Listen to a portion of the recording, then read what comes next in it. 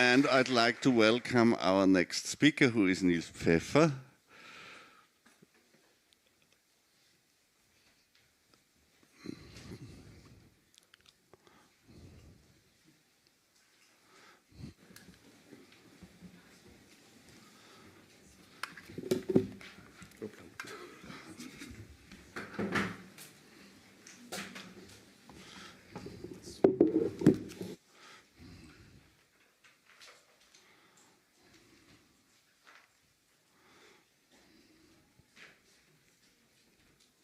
So Nils is as a performer active on a broad range of perfect instruments, so lute, guitar, harpsichord, which of course means that he is also by predestination, so to say, a keyboard player. And at the same time is a scholar who currently is active at the Institute of Musicology of the University in Tübingen, who also pursues a PhD project. And as many of you know, I assume, he has published an online edition of the Probestücke of Mattheson, and this will also be the subject of his paper. So welcome, and the floor is yours. Thank you very much. So, can you hear me well? Do I have to get closer? Yes, okay. Okay. Yes, I'm very happy to present my project, Probstücke Digital, here. I've been working on this project since quite a while already. It started with my master project when I did my master's in Freiburg, 2019. I played in my recital all the 24 Probstücke of the Oberklasse, and my thesis was an edition, a hybrid edition of these 24 pieces. And yes, let's do that. So Jean-Christophe mentioned it already. Mattheson himself was not too happy about the print.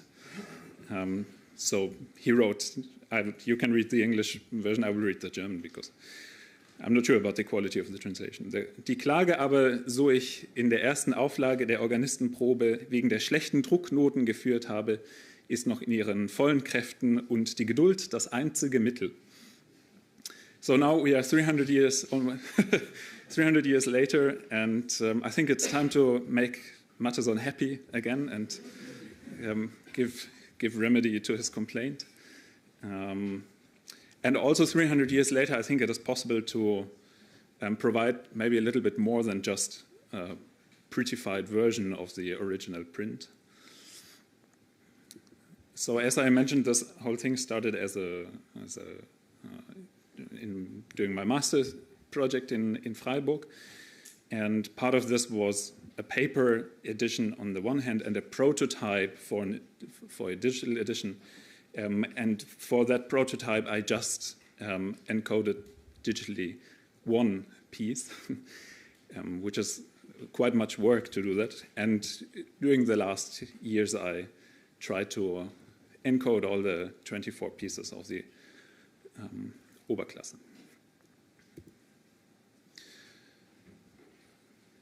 So when dealing with the Probstücke, there are certain problems. I think it came clear already when Jean-Christophe showed some examples.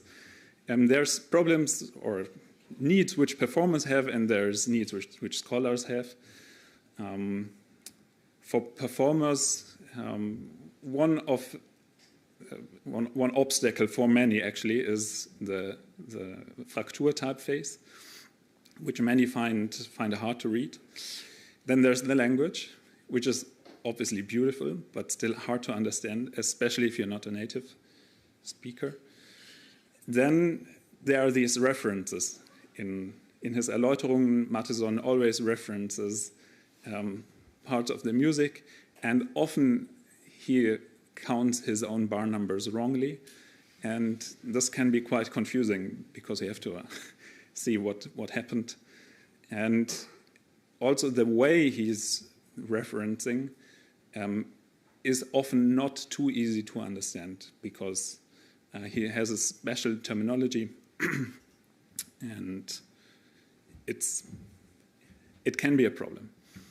Then there are the clefs. Of course, they shouldn't be a problem for any of you here, but for many they are. He uses really all the clefs which he could use, from tenor clef to mezzo-soprano clef to baritone clef. And last but not least, when you have the facsimile in front of you, there's absolutely no space where you could notate something, where you could do some sketches inside. There's no space to do your own notes. And then there are the needs of the scholars, or the problems of the scholars, the interests maybe, which is on the one hand a philological interest. As you know, there are two versions.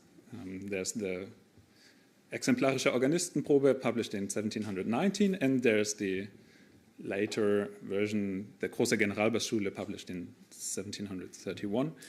And there are actually big differences in the texts, not in the music. The musical differences are marginal, I would say. There are some, but they're really hard to find also. But the texts he changed them a lot. And then there's the historical interest. When reading his Erläuterungen, Mattheson is often referring to some things which happened in the time and some fights he was involved in, some quarrels.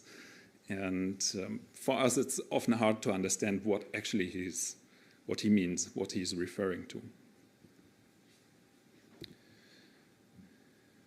Yes, let's jump that. So I created a little wish list for what an edition should include. First of all, we want to have links, links from the text to the music, so that you can easily jump from the one place to the other place. And the links should be in both directions, so you can see when he writes something on a certain bar, you can get from there to the text, and you can get from the text to the music. Another thing on the wish list is to have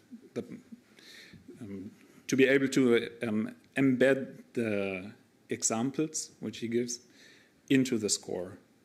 So he has the Erläuterung, and there's some bars he shows 2 bars, and it would be very nice if we could include that into the score itself.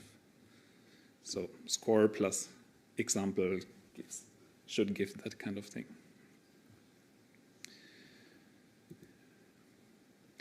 Now,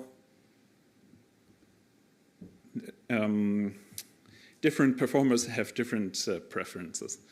And an edition should ideally not force a decision onto the one using the edition, but leave the choice to him or to her.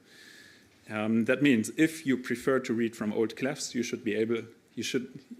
should get that from the edition, that you can use the old clefs and leave everything as it is, so to have a diplomatic transcription. Or it can be your choice to rather use a modernized, to modernize the music, which means that there are editorial corrections included, that you can use modern clefs if you wish so, that the use of accidentals follows modern rules, so they are non-repeating. An accidental appears just once in the bar and counts for the rest of the bar, or including cautionary accidentals. The figured bass could be regularized, so that it always follows the same kind of scheme. Now, early music performers have usually trust issues for a good reason.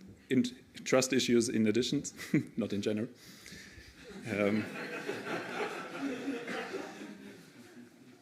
So when you have an edition, it's always one of the tasks to check with the manuscript if there's something wrong in the edition. And editions are never completely perfect, and it's such a big amount of data that it's virtually impossible not to make any mistakes. So it would be very practical that you can see right at the spot what the facsimile looks like. So linked facsimile snippets on measure level. And I mentioned that in the problems already, there's no space to notate anything. It would be great if you could add an arbitrary amount of empty staves above the music so that you can notate as much whatever you like into the music.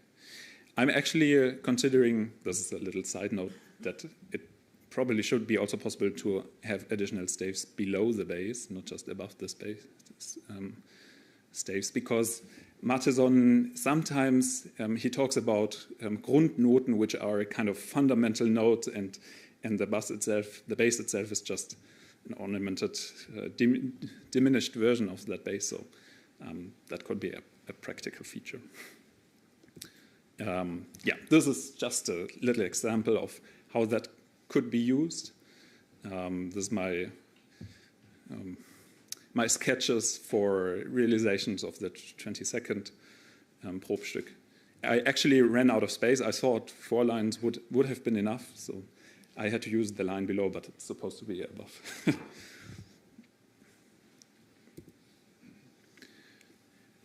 And then there should be comments. There should be comments or guides which lead you through the text and tell you how things are meant. In the first Probstück, for example, he talks about when he talks about the black notes, which Jean-Christophe also mentioned, that they stand for, that they represent something happy. He starts the whole thing with jener Geistliche wollte die Trübseligen, etc.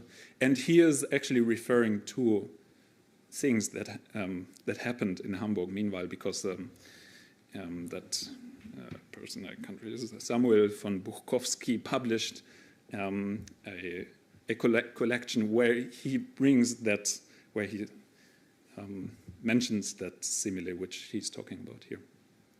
So this doesn't come from anywhere, but this jener Geistliche is actually referring to some historical things that happened in the time.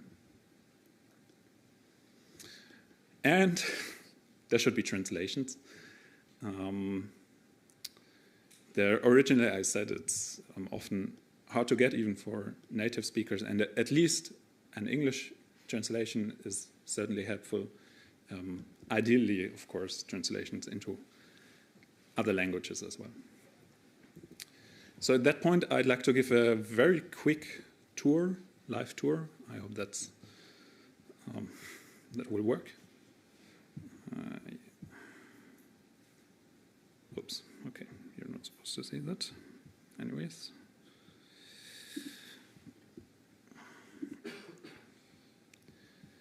So I'm at the moment in the process of developing a new front end for this. So sometimes I wanted to finish it for today, but I couldn't. And sometimes I will switch back and forth between the 2 different versions. Don't be confused by that. In the end, there will be just one version.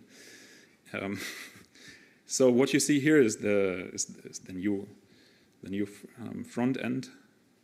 And let's start with the linking. You can hover on this marked part of the text, and you'll see that the related portion in the score is highlighted. Let's hover another thing here. It changes automatically to the right page and highlights the 23rd bar. If there was a mistake in his counting, the links would be to the correct place in the score. And the same thing the other way around. Okay, you hover on something in the score, and you see that the corresponding part is highlighted in the text. And you also see now the linked facsimile snippets. So in the moment you hover on a measure, you will get the snippet from the facsimile. You can add as many staves as you like, as I said. This is very satisfying, actually, to you can modernize the accidentals and the clefs with that button here. So now you see we only have a violin clef and a bass clef, and the original would be like that with tenor clef and alto clef. You can embed with that second button there. And you'll see, for example, this part of the Erläuterung is now embedded into the score.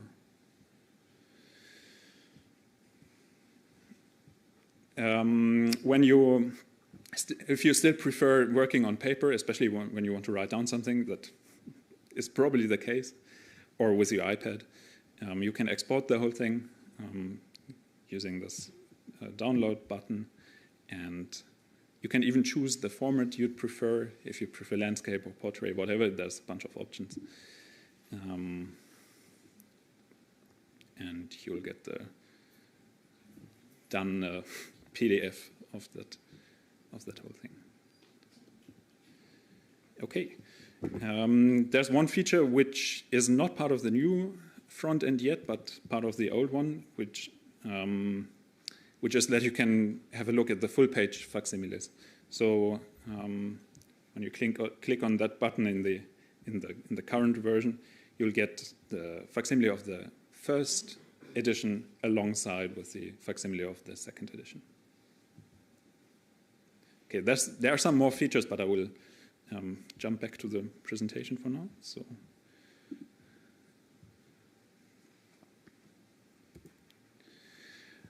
At this point, I would like to give a very quick introduction on how this is done technically, without going into too much details. So there are two standards for scholarly editing music text or normal text, which are MEI. It's the format of the Music Encoding Initiative, and TEI. The thing which is different in that case, which is different here from, let's say, you type something into Sibelius or into MuseScore, is that there's a very clear distinction between logical domain and visual domain. In normal, conventional typesetting software, both domains are connected, so the information about where a certain note is placed, or what a certain node is and where visually it is placed, it all comes together into one format. In the case of MEI, those two things are separated. There's a logical domain and there's a visual domain. And we don't really care about the visual domain. We don't really care, at least in the case of a digital edition, where exactly the figure is placed. This can be done by software. We can calculate about where the optimal placement of a figure could be. We only care about the logical domain, so about the hard information, which pitch, which octave, and which duration a note has. And where it is placed, that's none of our business. This is part of a rendering process, which has nothing to do with it.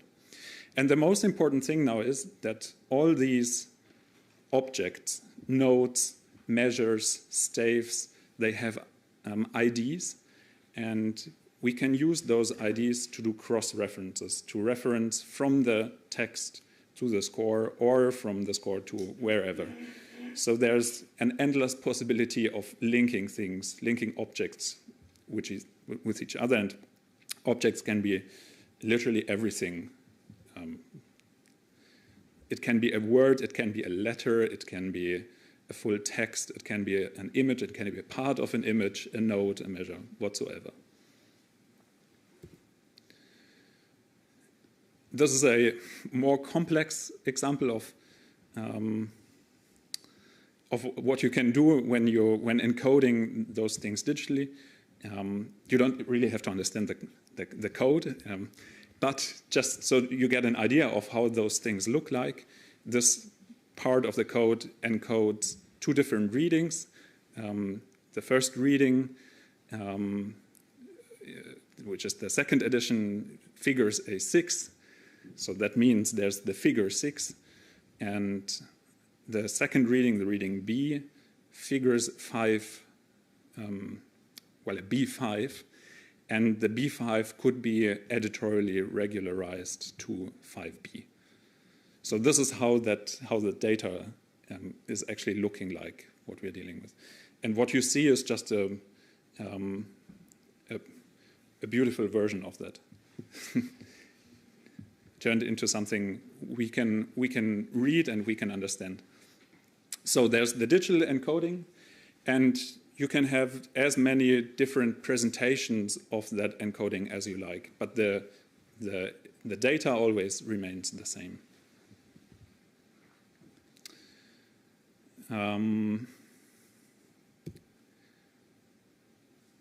Now, there are more things we could do when having a digital edition, especially when we are dealing with Partimenti, or in our case, Probstücke. They are conceptually open and yet to be finished drafts. And a Probstück, I would say, is not a self-contained work, but it leaves plenty of space for creative inventions of the performer. And I think a digital edition should ideally consider different expressions of that abstract work, which we call Probstück. So the critical edition is one expression of that work, Probstück. But there can also be different expressions like recordings or realizations, lessons, analyses. They are all different expressions of the same thing. And what I was trying to do in this edition is to also find ways of incorporating that kind of material into a digital edition. Now, there isn't too much material yet available, but Jean-Christophe was kind enough to send me or to provide his realization of the fourth Probstück of the Oberklasse, which you can have a quick look at. Okay, didn't crash. So that there's nothing particularly interesting to see. Of course, the realization is very interesting from a technical viewpoint, but that could be just one expression of the work, which is of the abstract work, fourth Probstück of the Oberklasse. Another more experimental kind of thing which I was trying to incorporate, and I'm not sure if that's I think it's an interesting experiment, is to have transcribed lessons. So when preparing for my master recital, I had many lessons with different teachers, including, of course, Robert Hill, my teacher back then in Freiburg, and I recorded these lessons and I did transcriptions of these lessons because there were many interesting things happening, in my opinion. Very interesting ideas were coming up about how things could be realized, and I think it's something that should be shared and not stay a private knowledge which just remains in one room for a short moment and then it vanishes. Yes. And there are also audio examples of that lesson, which I will not play now, but you can do that if you like.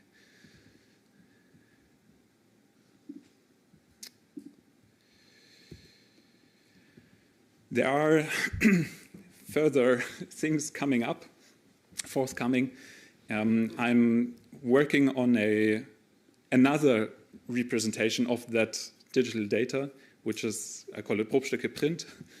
The idea is to convert the digital edition back into a paper edition, which might seem contradictory. But I have been asked by many people if they can have those editions in some way in a more paper kind of version. So the question now is how to convert that data, which is changing, which is it can change every day, back into a book form. And this process has to happen automatically because it's impossible to maintain two versions at the same time. You cannot maintain a digital version and do edits there and at the same time do those things in a printed version.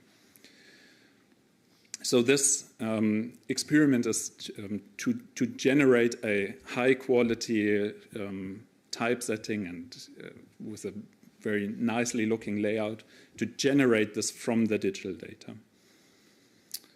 The downsides are obvious. All the editorial choices have to be done already by me. And all the advantages we had with the digital edition are gone. The advantage that we can choose ourselves what we want to see.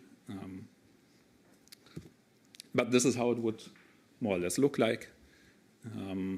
For those who care about technical details, it's first converted into a Lillipont score, and from there it's integrated into a LaTeX book. And this is how the text would look like. I'm not sure if you can see it, but you see on the left side there's the German text, and it's aligned to the translation on the right side. And all the editorial comments are inserted as footnotes. There's something else I'm working on, which I'm not sure if that's the right term. I call it index of techniques. So I think it would be very great to have kind of a cross-section of the different techniques, which Basso-Contino techniques, which Matheson proposes, which Jean-Christophe, you showed them already. So to have kind of a catalog of the upajation figures, to have a catalog of things he suggests continuously, imitations, melodic lines, left-hand octaves, and so on. This project is open source. If you have a thing for technical things, you can view the encodings. You can actually also edit them online. You can the code for the front end is also available online. And this is the thing which is should be an invitation. Contributions are highly welcome.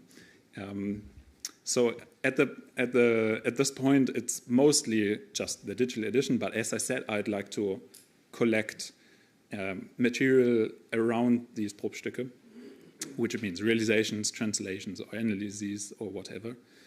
And all kinds of contributions are warmly welcome. This is really not a it shouldn't be a private project of mine, but I want to share it to the world, and I have the idea that it kind of grows by itself. Yes. So to end, we now have the year 2024. We live in a digital age, and I think it's time that we think about how material can be exchanged and how it can be shared in the best possible way. And also, I think, in my opinion, 2024, there isn't really an excuse anymore to publish things only on paper. In my opinion, this is not we live in a new age. And we should use the possibilities which we have and find ways of using it for good. Yes. And if you have any ideas or wishes for what other features this thing could have, I'm very glad about any suggestions. Thank you very much.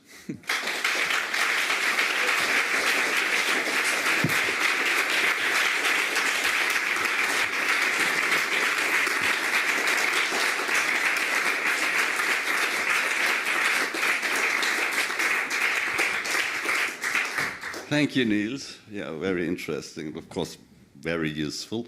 I think we should take 5 minutes or so for questions and comments.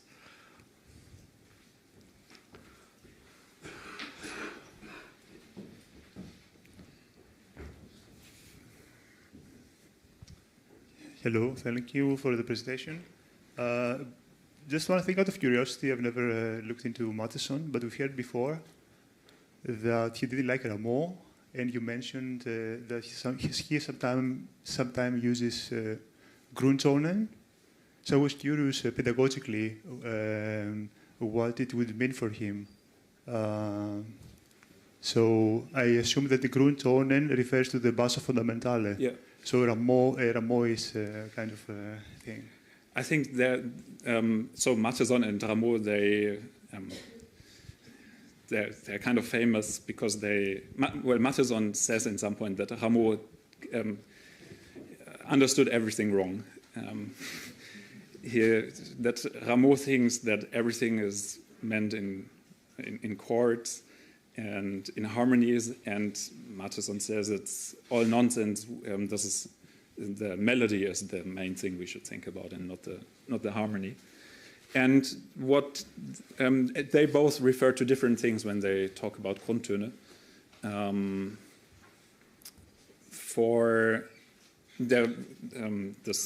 What I was referring to is his explanation to the 6th Probstück in the Oberklasse, where the Grundtöne are really just the not diminished notes.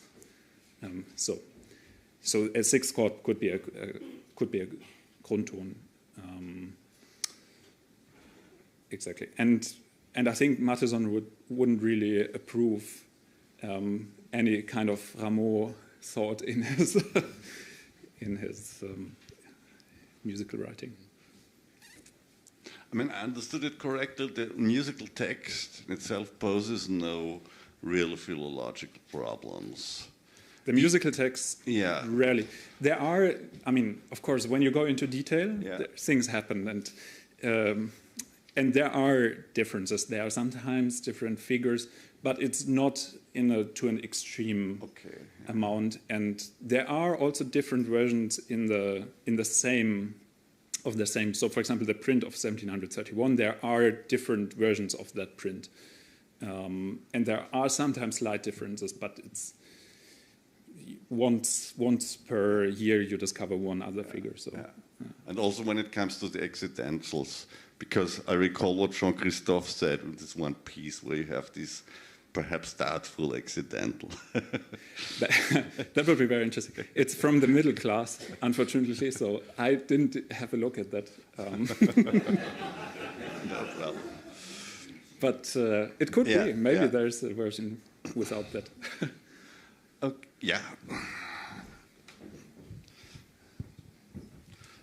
You know that when Mattheson was publishing in 1717 his sonatas, he was not publishing the sonatas, he was finishing the composition, and then the sonatas came out 2 or 3 years later, and he excused himself and said that now it's 3 years later, I would have written all the music differently, and it's not more up to date. So I think Mattheson would be very proud and happy of what you're doing and the interest you have for him, but probably he would say, but my God, my Probestücke, I would write them completely different. And maybe one funny suggestion would be then we could have maybe recordings of Lars Ulrik Mortensen, how he plays the Probestücke in the 19th, or of Christensen, and we could have the history of interpretation, or Jean-Christophe like he plays today and like he will play in 20 years. Things like this. Yeah, absolutely. That would be really highly interesting, I think. Okay, so thank you very much, Niels, once more, and the audience.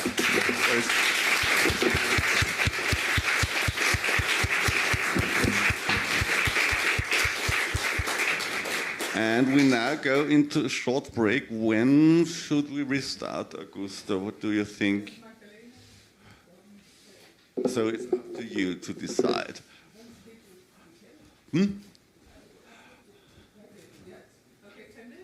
Okay. Then we see again, at 5:45. Okay.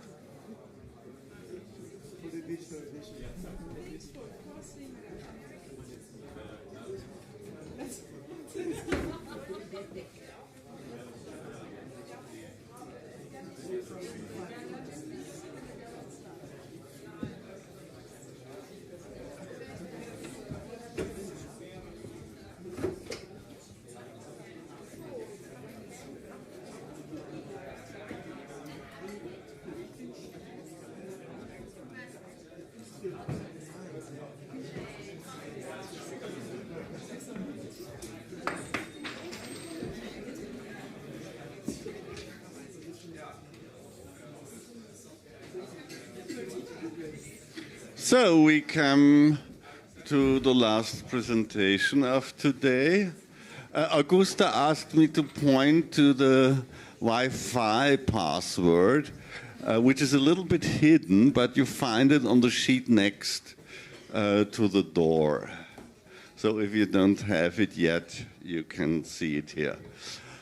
Okay, I'd like to welcome our last two speakers for a presentation which they will make jointly. Markus Schwenkreis and Dirk Börner. Both of them share a common interest, which is historical improvisation, a field which both teach at the Schola Cantorum Basiliensis, and Dirk Börner also is in addition active as a teacher at the Conservatoire National Supérieur in Lyon. Of course, besides activities as organist and harpsichordist, several respect ensembles, and Markus Schwenkreis is also organist at the Dome of Arlesheim with this wonderful Silbermann organ, which you know perhaps. And I just want to mention a publication most of you know, I assume. That's a publication which was brought out 6 years or so ago by Markus Schwenkreis in this publication series of the Schola Cantorum Compendium Improvisation, Fantasieren nach historischen Quellen des 17. und 18. Jahrhunderts, which is a fundamental, very comprehensive survey on the subject. So please welcome with me Dirk Börner and Markus Schwenkreis, and we are looking forward to the presentation.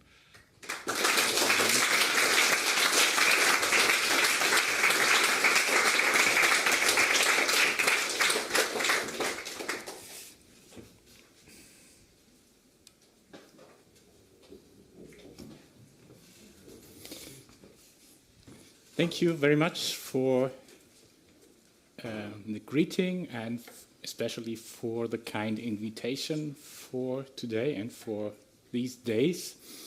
I'm a little bit anxious about the theme because in the very first day to talk about departing from Partimento is a little bit too early. We should have had our lecture in the last day, but now it's on the first day. But fortunately, there were a lot of discussions already after the presentation of Robert Gördingen, which were pointing in the same direction. So it's not so strange, really, to think about what's happening if the Partimento's training wheels are switched off. And this is also the topic of our presentation. We are reflecting a little bit how we can use Partimenti from Kirchhoff, but also from Fedele Fenaroli to learn improvising and to learn to compose. And I think one of the most important things to do this is really to start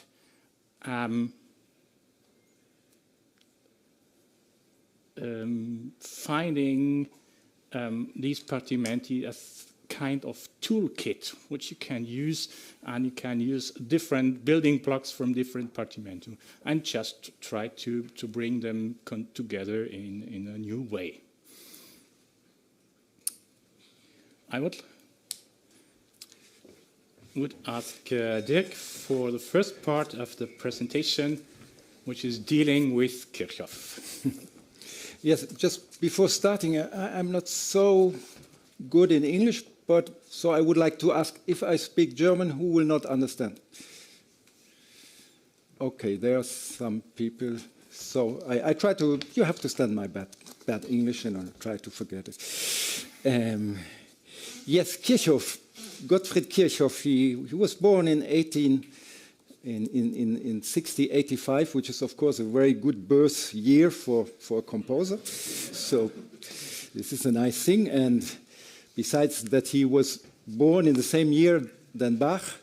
He also one time met him because they wanted to get the same job in a church and in Halle, and Bach, he refused this job, and Kirchhoff then later he got the job, and then it seems that at least one time in their lives they met each other because Bach came to this church, Marienkirche in Halle to listen to the organ. So at least one time they met. And another very important thing, I won't go into details of the biography of Kirchhoff, but another very important point is that Kirchhoff, he studied together with Handel, with the teacher Zachow. So this is really a very important point to know. So unfortunately, we have very little composition and works of Kirchhoff. We have 12 sonatas for violin and basso continuo. Some of them I find really very nice. And we have 2 cantatas. And the only opera which was printed is this ABC Musical. And yes, this work where we speak today, so the title you can see, l'ABC musical contenant des préludes et fugues dans tous les temps pour l'orgue ou le clavecin, fort utile aux disciples pour apprendre à accompagner la basse continue et à faire des préludes et des fugues. So not only to learn to make basso continuo, but also to learn how to make preludes and fugues. What does it mean? I think it means probably to learn how to be able to compose preludes and fugues. And I think this is the important point, also the wonderful contribution on Mattheson. We already were speaking about it. The situation was that the young organist, the young man who wants to get a situation in life, he has to be able to improvise fugues and preludes. And Mattheson, in his Organistenprobe, he speaks about it, really. He describes that there was a competition for this or that place to get the post of an organist. And so we know what was required, and it was required really to be able to improvise fugas. So this is, of course, it was very difficult also for the people in the time.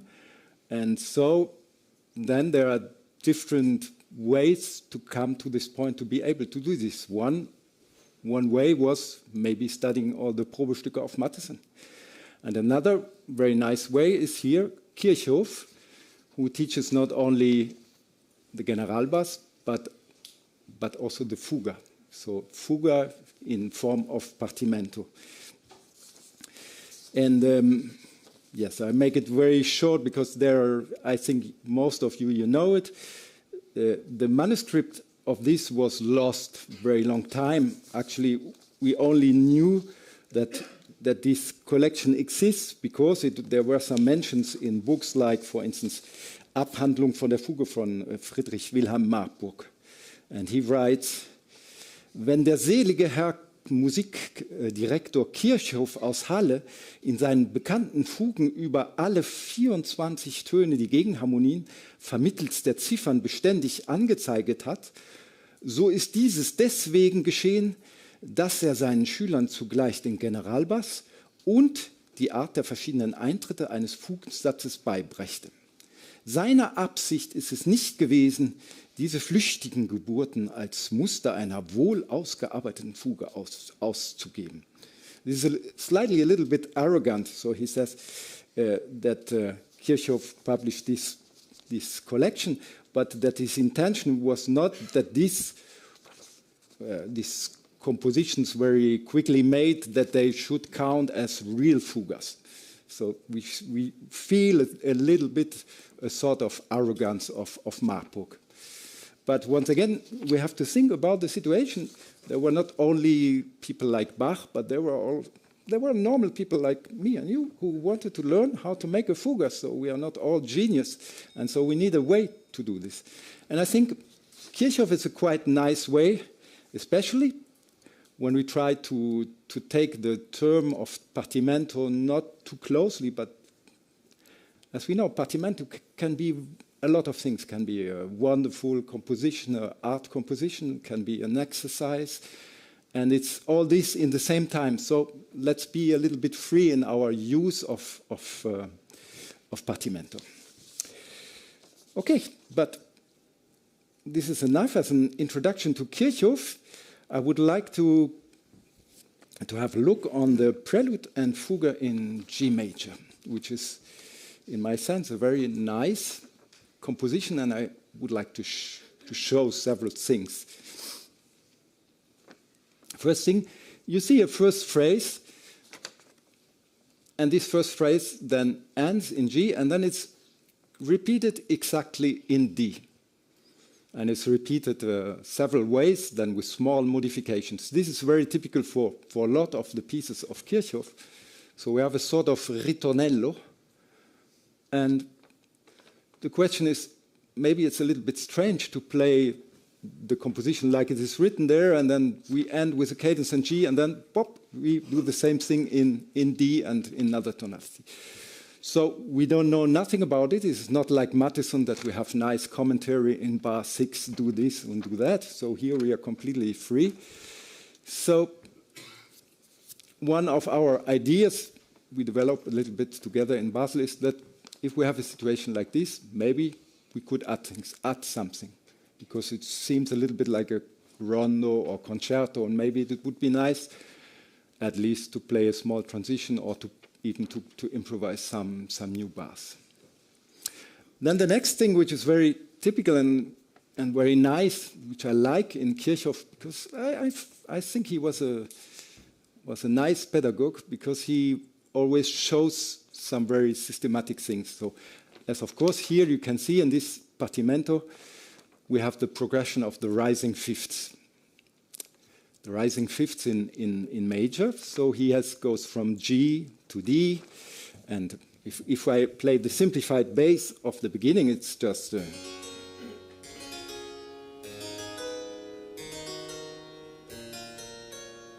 then he goes in this progression up to the third degree, and then he enters into another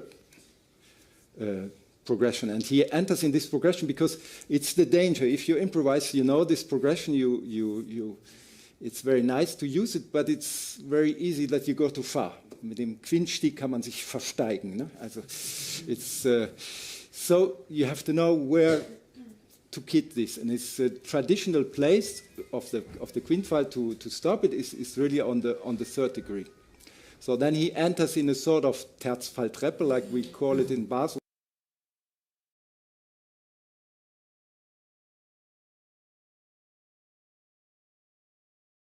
Like a stair going down by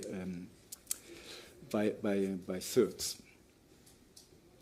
The next thing is, so okay, we have this progression of, and they are basically in all the basso continuo and partimento sources, we have two two standard harmonizations. One would be, of course, with a 5/6 progression, or the other possibility could be with a suspension of the fourth.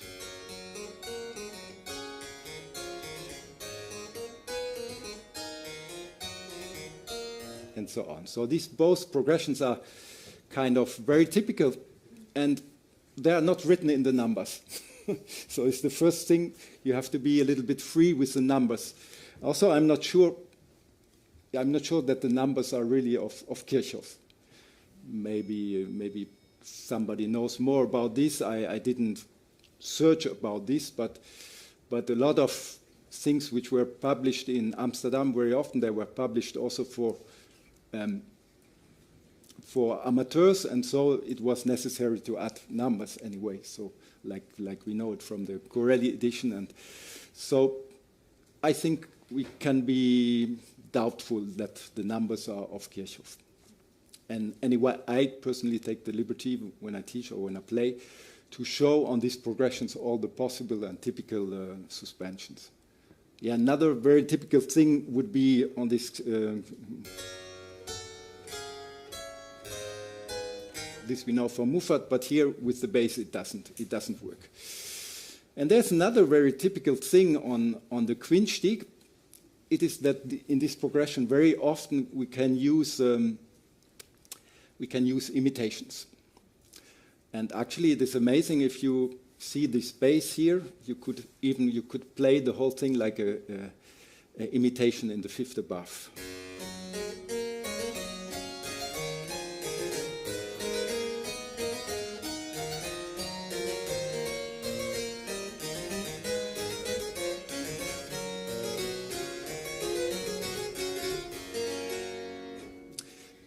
So this could be a two-voice, very nice two-voice realization. May I just make a little comment? Interrupt.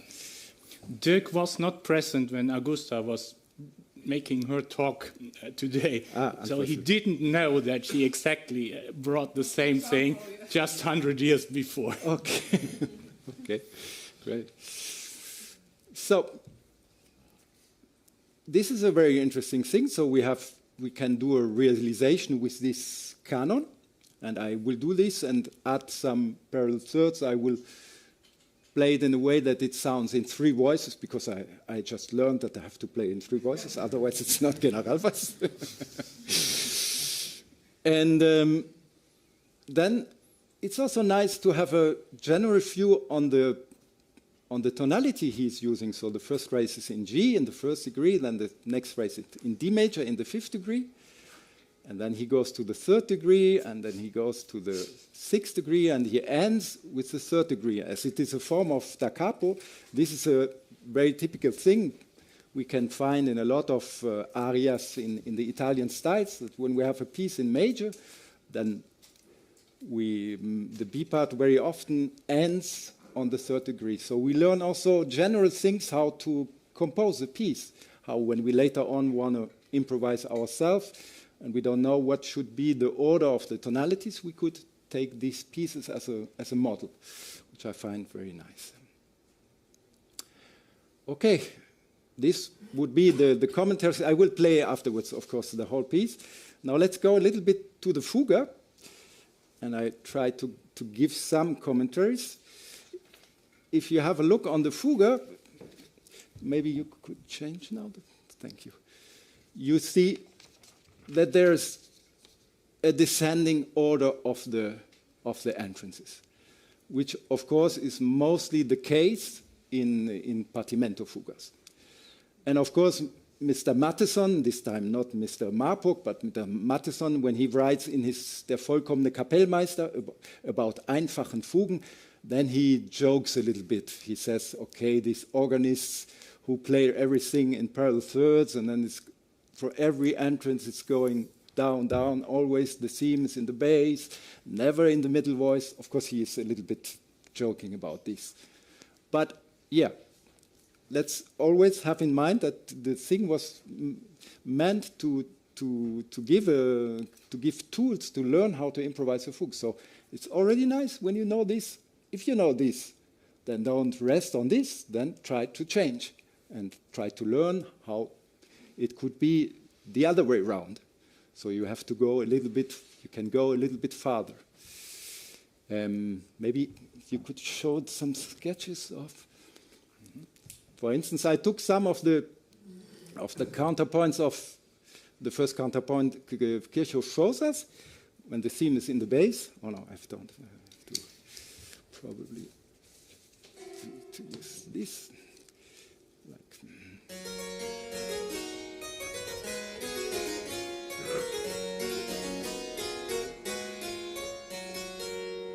So it could be like this, and let's see if we can inverse this counterpoint, which is always a very useful thing, because then we have only one thing to learn, and just we have to inverse it. So.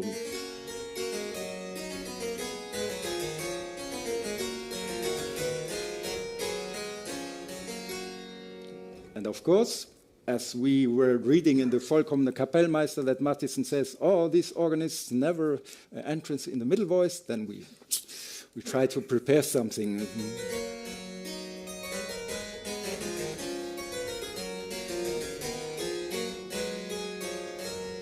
And we do something like this, maybe. So this could be a technique of, starting from partimento and developing it a little bit late, a little bit further.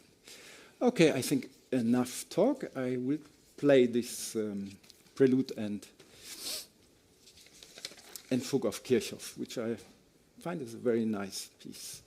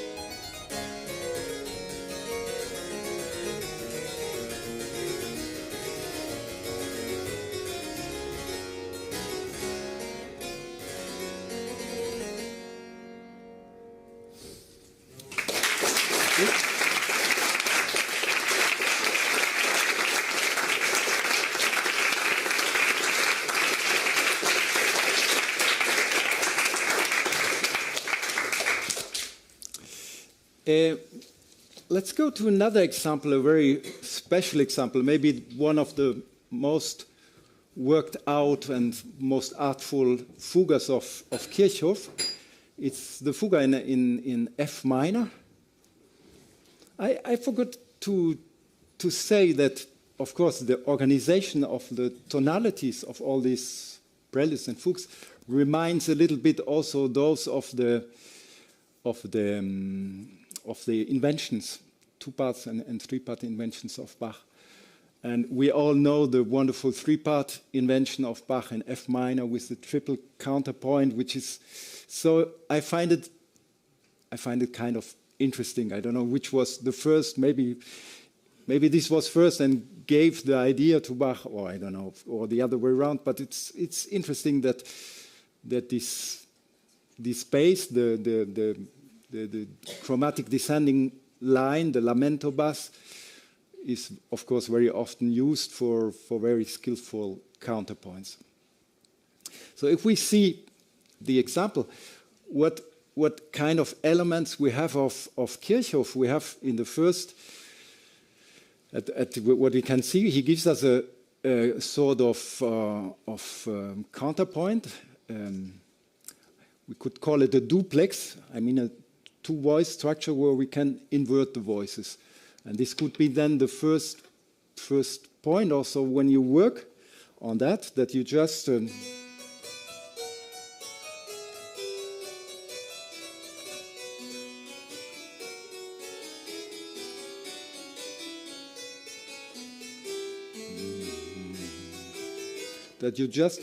create a two-part invention. I think would be a good starting point to not immediately, if you work with students, this fuga, not immediately try to make a complicated fuga, but just taking one element. This counterpoint is very, very important, and we have in countless pieces. So it is important to learn these things, this alternation of sixth and third, and to be able to use this.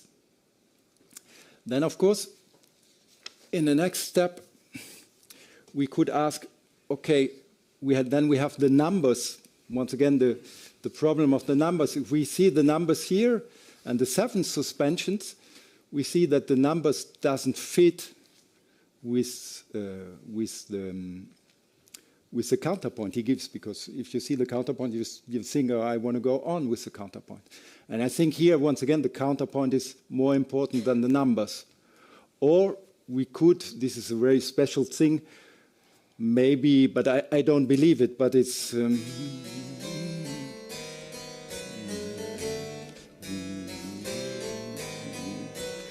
sorry.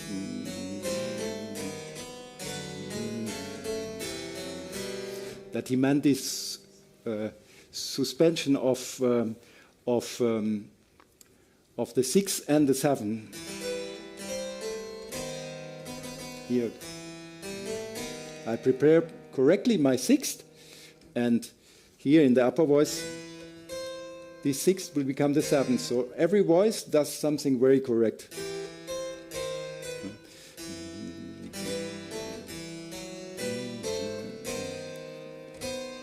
Then we have this 7 and 6 together, which we know from Purcell, which we know from Frescobaldi, which is a nice thing. But I don't believe that it's in the language of Kirchhoff, but could be an option. Then, of course, another possibility to add the third voice is that we use this counterpoint and we have one voice in parallel thirds.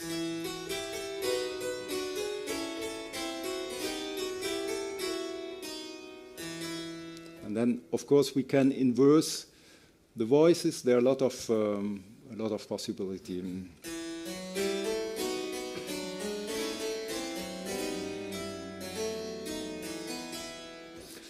So these are some sort of counterpoint exercises. I think it would be maybe a little bit dry if I show them all here. But one thing I think which could be important in this context is that this melody is also a very typical melody which can be used in canon, of course. And this is the first example here.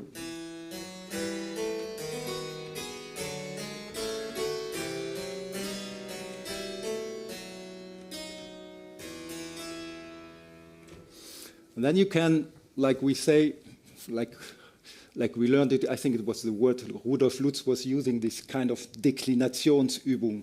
We can try to inverse all the voices and to work it. Would be maybe a little bit dry to show everything, but there are some combinations that work. Others, sometimes they don't work because they have a 4/6 chord, but this gives us a lot of vocabulary. And then this maybe before starting playing the whole fuga, it's useful to have these things in mind. Maybe one thing, Markus, if you could show the possibilities of strata, is still ones later. Yeah.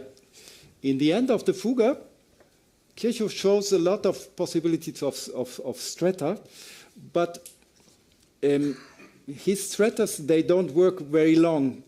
He always has an entrance a fourth below, so he can do do. And then we are blocked. So then we have to, so it is sort of pseudo strata. But there are some possibilities to make a real strata. Actually, it's just over this bass to make your entrance in a way that the bass and the upper voice is a sixth, and then you can play a sort of faux bourdon, which sounds like this.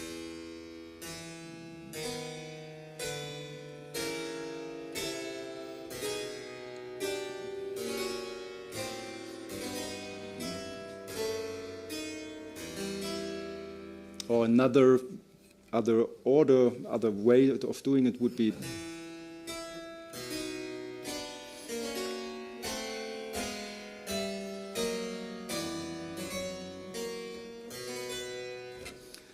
of course, these are tricks and things you can find in a lot of pieces of swelling of English music. This is just things which were probably known by composers. So probably when teaching Partimento, then it's also the good place to show these things. Okay. Could you bring back the whole fuga? And so using all these counterpoints, models, the possibility of using the canon of this, and using strati, I finally worked out a solution. And I could even have the first exposition like 1 voice, 2, 3, 4, and then 5 voices. And then I will do in the second phrase some stratas. And in the end, of course, stratas. And I finish with a vollstimmige Fassung, a little bit in the sense of Georg Muffat when he plays vollstimmig with more than 4 voices or 6, or filling up everything between bass and upper voice, but the whole thing really the result of a polyphonic technique. So I try to play my realization.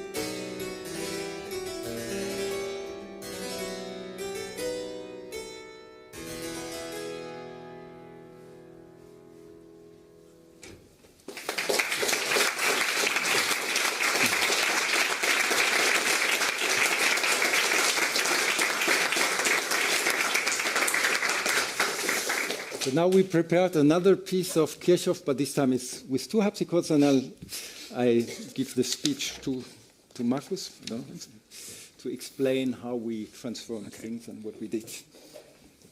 So we tried also to think about how to use such a partimento to play with 2 instruments. So we can see here the C minor prelude, and one thing that is a little bit disappointing at the very beginning is that the main theme is only 1 bar long.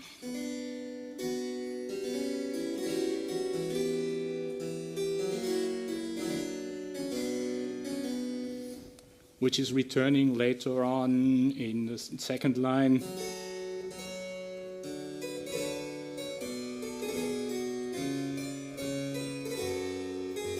But then it's another progression. So one thing is really how to prolong this main theme would be just to double the cadence, something I will later explain a little bit more, just by adding a little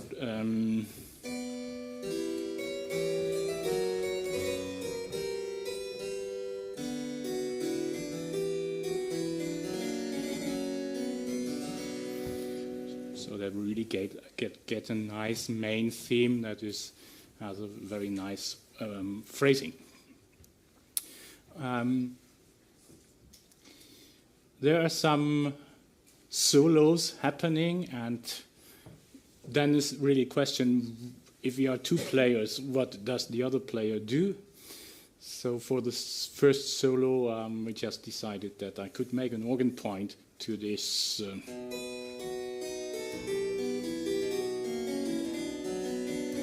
and so on. We try really to make job sharing. That means one is doing accompaniment and the other is doing the solo. If you really want to do this with your colleagues, sometimes it's recommendable that not both are playing the bass line.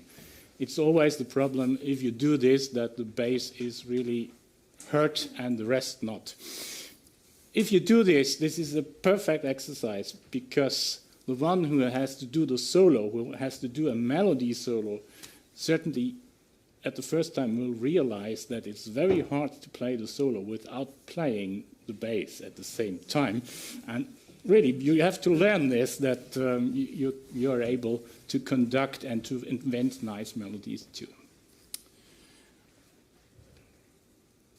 This is, of course, a largo, so we also inspired us by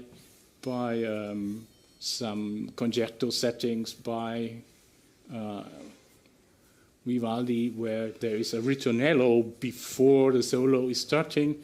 So I would also play a little unison or bass ritornello at the beginning and also then at the very end of the prelude. The fugue is always a problem, as we already mentioned with the partimento. We are going from the upper voice downstairs and 1 entry, next entry, next entry, mostly 5 entries, one after the other, which is of course a little bit annoying. So a very good thing really to get rid of this hunt of entries, of course, is to bring in some interludes, as in any normal fugue is happening. This is not a crime to do also in this case. I'm not sure why they are always missing in the partimento fugues, because it's obvious that you can do them, of course. And I think that's basically all. At the very end, we decided to make a little stretta. And of course, since I'm talking about Fenaroli, we will use the Fenaroli contribution to Robert, this type of this schema to make a little stretta on the theme of the fugue.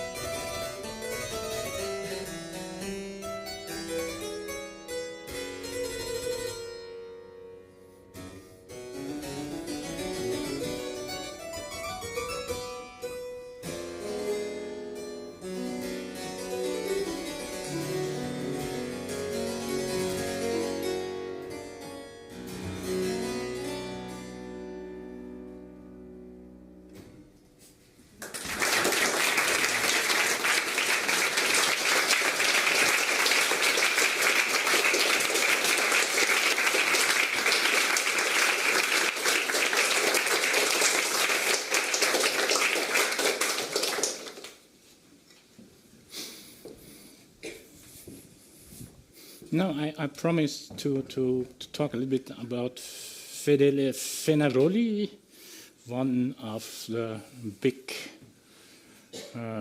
most important names in the Partimento world.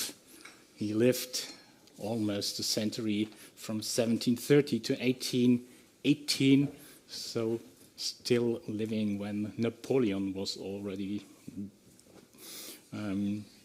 vanishing. He started his career in one of the conservatories in Naples when he was 14 years old, studying with Durante and Pietro Antonio Gallo, and later on became the successor of Gallo as leader of the Conservatorio. I agree perfectly with Giorgio Sanguinetti that this is really, it's a fascinating world to have a look into these four libros, or if you start with them, it's completely enough. There are still the Quinto Sesto Libro coming later on with counterpoint studies, but these are already very interesting to dig deep into the world, and it's really methodically, you can really go stepwise through the whole exercises that he's presenting with vast details and things happening.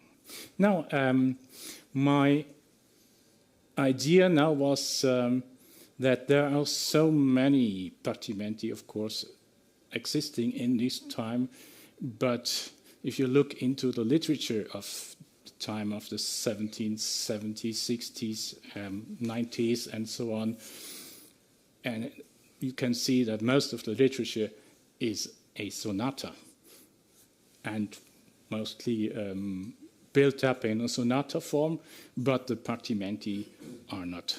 So I tried to now present an idea how to sonatize a partimento. And I'm taking this A major bass of Fenaroli.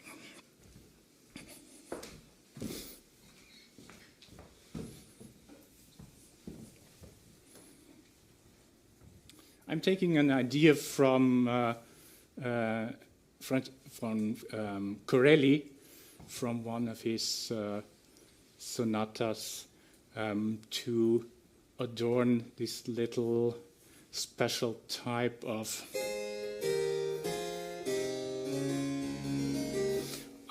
Pachelbel sequence, which is here.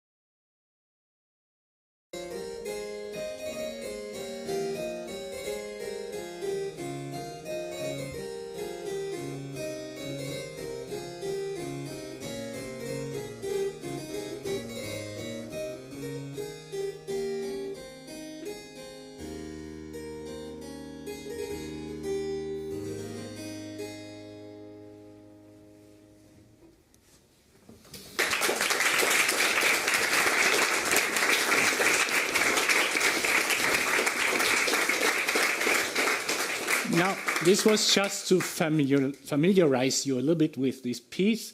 You can see the building blocks that are returning in different keys. Now, how to make a sonata out of it?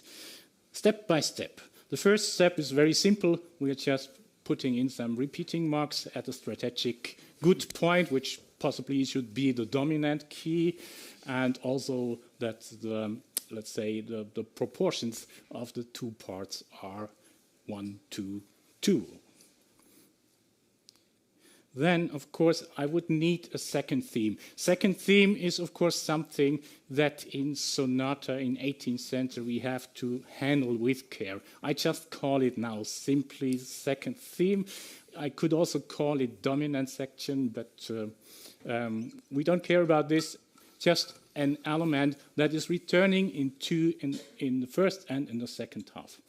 Now, when searching for an element I could use, I found that this Bassvorhalt sequence in the second half could fit very well for such a second theme. The only thing which then I found that this is very short, so I just decided to prolong it a little bit and to add a second half, which is then again making the circle complete in A major. Then, of course, we need some sort of recap. So I made it the other way around. I just took now the end of the second half with our newly created second theme and the whole rest of Fenaroli, which is completely kept original, and I now just copy-pasted it to the first half. By this strategic decision, I got rid of some problems that are in the original Fenaroli base. One problem is that we have the main theme with the Pachelbel in A major. Then we have the same theme in E major, and afterwards in the second line there is also again this type of Pachelbel Romanesca base happening in a variation. So there is nothing new about this thing. So I just eliminated this whole first part. So by this now, this is the most severe thing I did to the original. The rest is now just adding things. The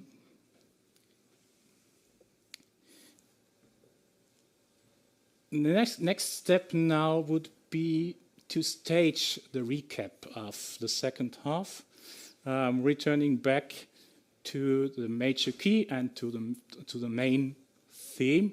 This is this point here. Fenaroli does the most easiest way how to do this. He's just doing a cadence in F sharp minor, bringing in a rest and hoping that the harpsichord player or somebody else will do the transition back to A major, or at least breathe before he's just playing in A major again. So this step is something I would like to get rid of and put it into better scenery. The reason why I would like to do is this concept taken from Heinrich Christoph Koch, where he is describing sonata form. So it's, if you know sonata form in the modern way, how it is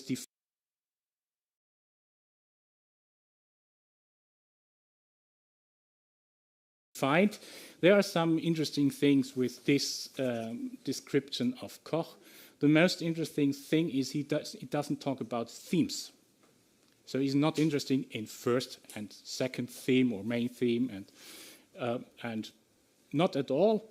The only thing that he is concerned about is the tonalities we are running through.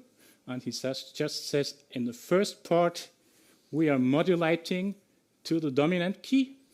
And before we arrive there, or before this first part in the dominant key is happening, we would do what he's calling a Quintabsatz. Quintabsatz, translation, very simple, half cadence.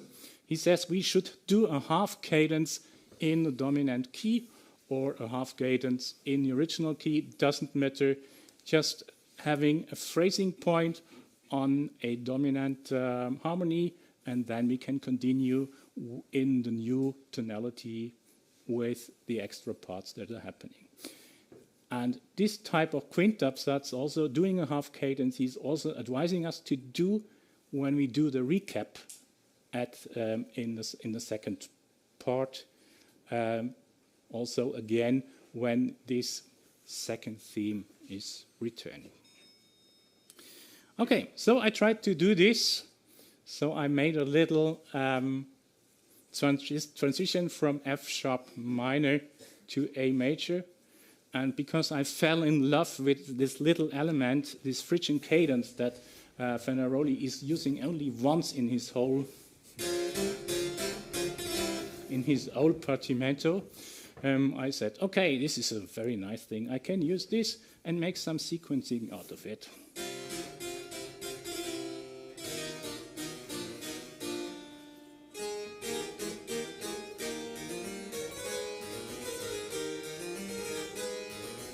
This whole thing is exactly what he did immediately after the repeat sign in the first line in B minor. Now I'm just doing it in A minor. So I'm just copying, pasting, building blocks from him.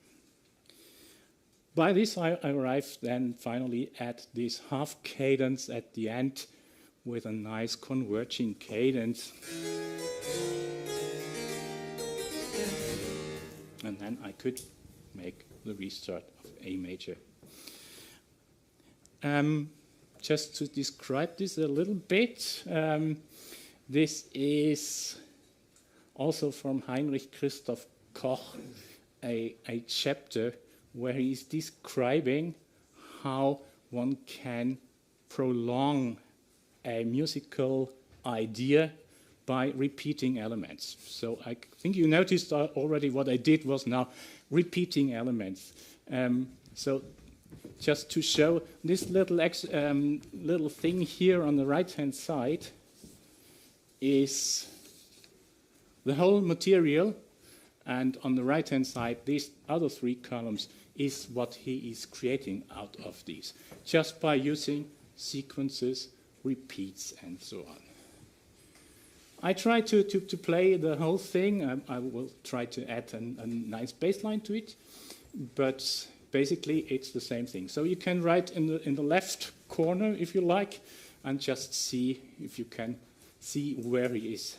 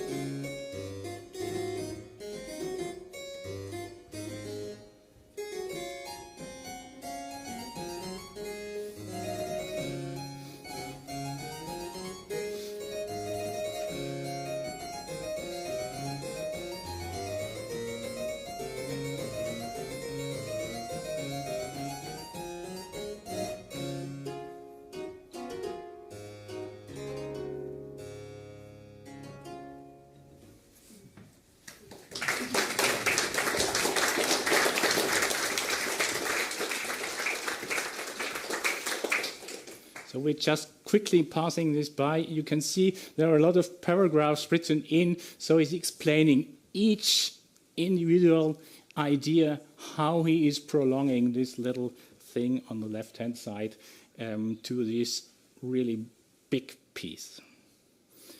And I just made a little bit also of this now in the first half.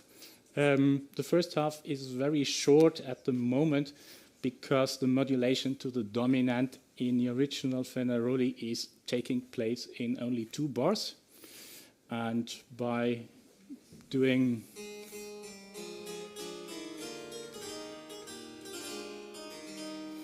and I'm just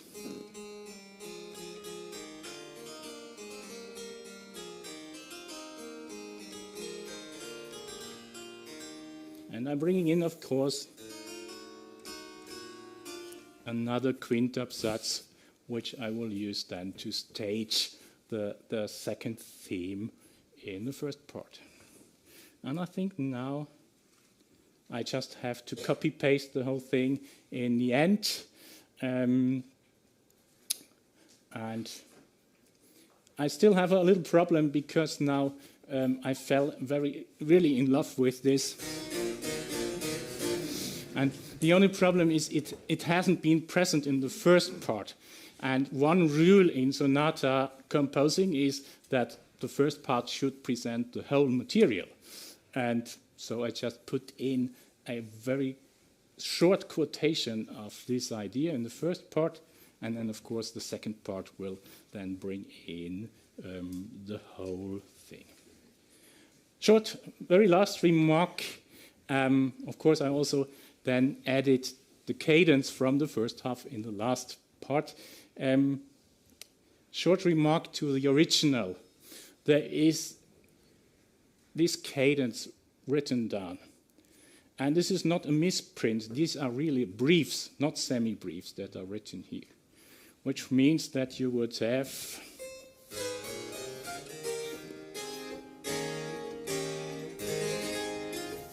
something which is really in this style, out of style, you could say. This cadenza doppia is for sonata of no use. Mozart only used it in the church music, but never in sonatas. But what I think is here, if you see something in the Partimento and you don't like it, just feel free to translate this. Here you are allowed to do any cadence you would like to do. You could also think of doing a nice pulcinella, which I then will do.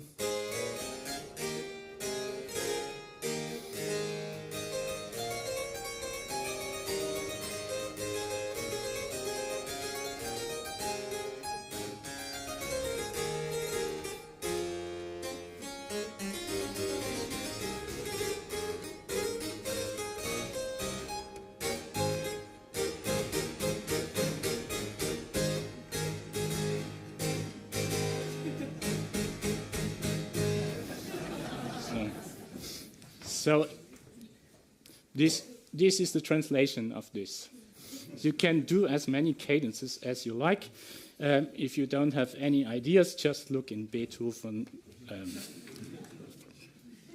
So that's the whole thing, my whole arrangement, and now I try to perform the sonata.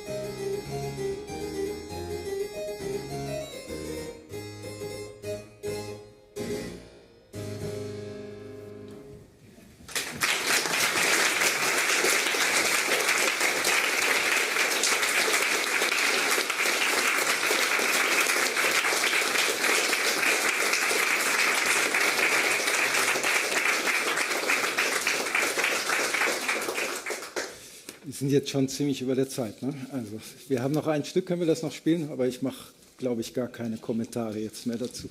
Weil sonst, also wir haben das Präludium und Fuge in E-Dur, arrangiert für zwei, oder uns zurechtgelegt für zwei Cembali. Und bei der Fuge haben wir einfach gedacht, wir nehmen nur das Thema und spielen abwechselnd. So. Wir nehmen also gar nicht mehr das Partimento so, sondern wechseln uns einfach nur ab und fugieren über dieses Thema. Aber im Präludium, da kann man das doch noch verfolgen. Vielleicht.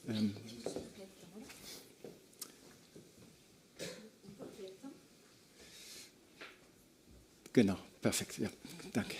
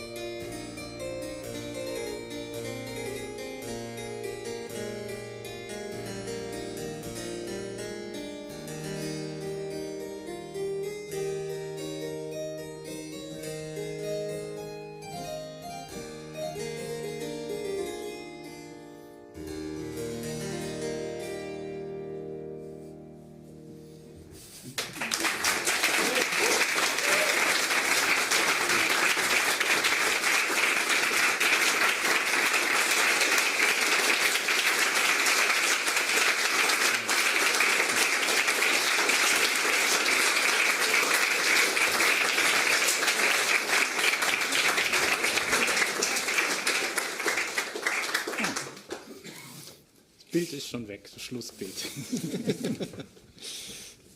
you very much. I think this is realizing the potential of Batimente, quite simply. Just a question to Magda. Do we have time for a few questions, if there are any, or should we proceed to... Maybe for 1 or 2 questions. Okay, are there any questions or comments?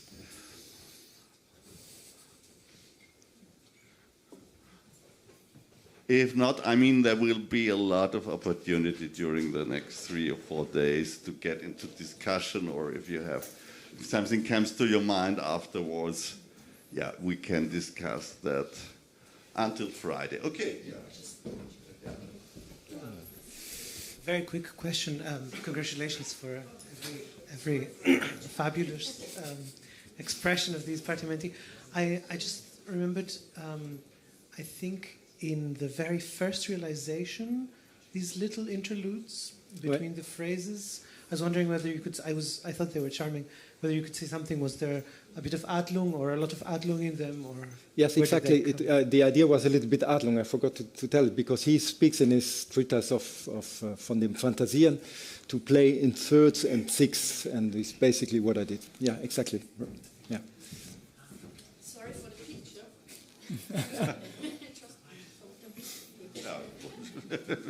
Absolutely fitting, I think.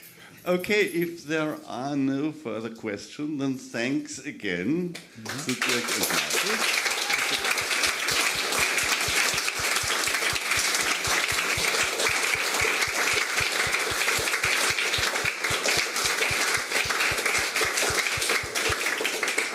And when will we start with harvest time? 1:30?